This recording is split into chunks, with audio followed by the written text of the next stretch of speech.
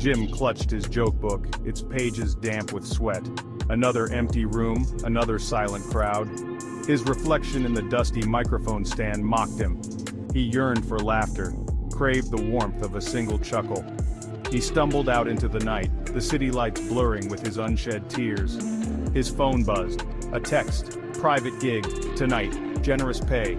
Be at the Iron Gates by midnight. No number. Hope battled with a gnawing fear in the pit of his stomach. He needed this, needed any gig. A black car with tinted windows awaited him at the designated spot. As the car glided through the deserted streets, the city lights gave way to the looming shadows of ancient trees. The car stopped before imposing iron gates. The driver, his face obscured by shadows, remained silent. Jim stepped out, the heavy gates groaning open as if beckoning him.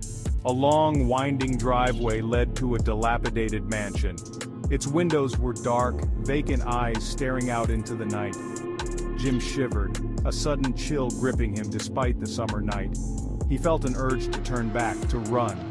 But something, perhaps desperation, spurred him forward. He walked towards the imposing oak door, each step echoing in the silence. He reached for the tarnished knocker, his hand trembling. Before he could knock, the door creaked open. An unseen presence seemed to invite him in. The air inside was heavy, thick with the smell of dust and decay.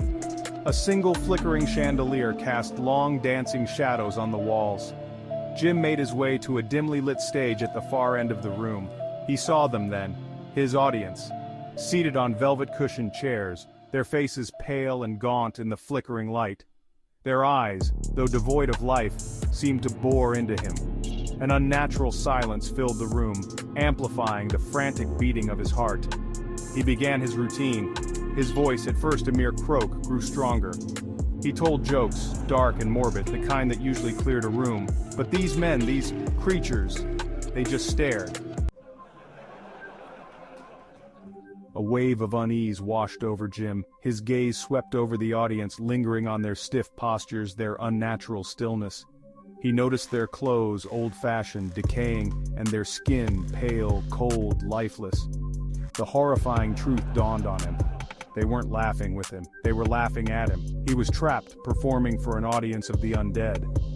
A scream rose in his throat, a primal scream of terror that echoed through the mansion. Their laughter grew louder, drowning out his scream, their skeletal hands clapping together in a grotesque standing ovation.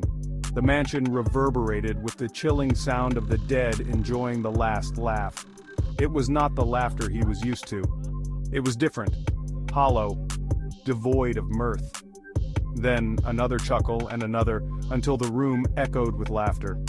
It came from a man with hollow cheeks and eyes that shone with an eerie light. Then a chuckle, a dry, rasping sound like leaves rustling in the wind.